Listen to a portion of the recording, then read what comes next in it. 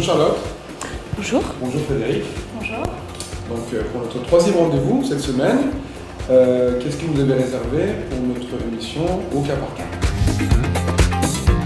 On a relevé la décision du 27 février 2007 de l'OMPI qui concerne cette fois-ci un nom de domaine elitemodelworld.com. Donc ça contient un nom que beaucoup de gens d'entre nous connaissent. Elite, l'agence qui est connue pour les mannequins. Exactement. Claudia Schiffer, etc. Ça me parle de suite. Absolument. Pour moi, surtout.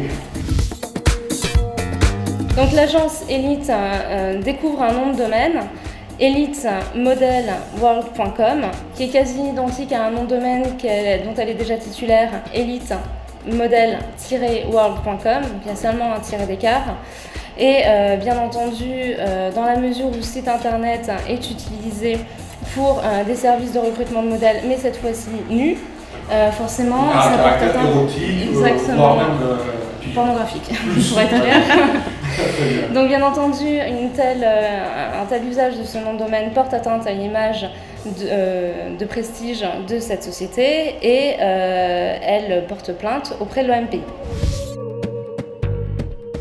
Alors, les arguments qu'elle utilise sont les suivants, relativement classiques pour une société qui est connue et qui a de nombreux droits antérieurs. Donc, elle expose le fait qu'elle soit titulaire de marques antérieures, que sa marque soit notoire, utilisée de manière très large dans le monde, très connue, etc., etc.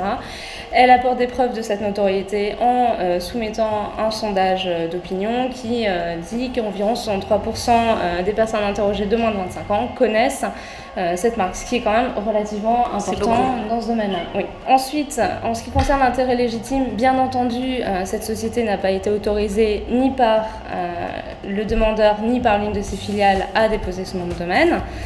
En ce qui concerne l'activité illégale, elle porte bien entendu atteinte à son image et elle n'oublie pas de le mentionner. Et fort de tous ces indices, dit qu'effectivement il y a obligatoirement mauvaise foi de la part du titulaire du nom de domaine.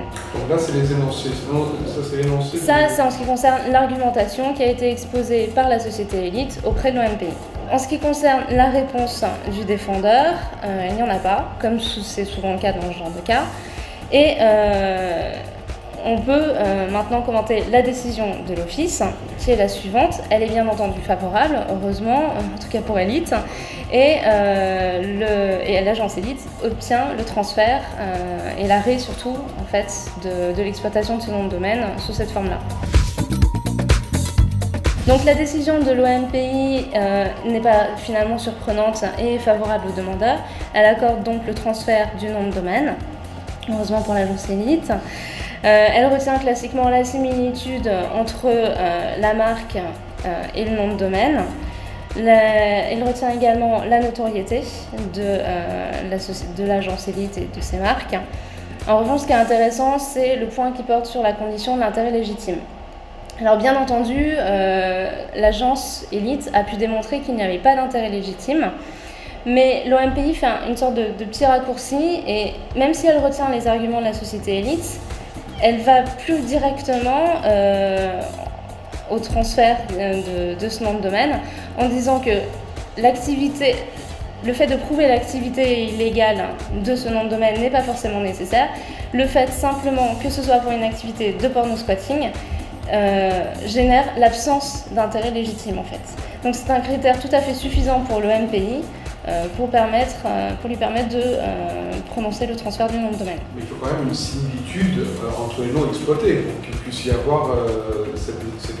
Oui, bien entendu, il faut quand même qu'il y ait une sorte de similitude. Mais là, on peut voir que cette similitude y était puisque à un tiret près, les noms de domaine étaient quasiment identiques. Et c'est vrai que quand on est utilisateur d'Internet, on peut très bien oublier de mettre un tiret ou alors on ne place pas forcément au bon endroit, etc. Donc du coup, on a bien reconnu là en fait, l'OMPI a bien compris et saisi l'intention frauduleuse du titulaire du nom de domaine. Est-ce que vous pensez que si le titulaire du nom de domaine, on va dire typo squatté, frauduleux, s'il avait répondu, s'il s'était comporté comme une personne, on va dire entre guillemets légitime, est-ce que vous pensez qu'il aurait pu y avoir une chance de gagner? Est-ce que le fait qu'il soit resté complètement absent dans la procédure, est-ce que ça n'a pas influencer la décision, ou peu importe, il aurait pu aussi se défendre, il aurait eu la même décision? Alors là, Charlotte, je pense qu'on est d'accord. Le fait qu'il ne réponde pas le dessert de toutes les façons. Aucune réponse à une lettre de mise en demeure, aucune réponse dans la procédure, c'est forcément un élément négatif. Maintenant, en l'occurrence, là, s'il avait pu répondre, je ne suis pas sûre qu'il aurait eu des arguments suffisamment forts pour prouver qu'il y avait une utilisation de bonne foi et qu'il avait des intérêts légitimes. Là, ça me semble difficile quand même. Vu la notoriété de la marque et vu l'activité pornographique qui est derrière, je pense que ça n'aurait pas suffi. Certainement. Mais on va voir, je pense, la semaine prochaine. Voilà. Que c'est pas toujours le cas. En fait, ça marche pas toujours de la même manière. Très bien. Bon, ben, merci beaucoup. Et donc, à la semaine prochaine. À la semaine prochaine. Merci.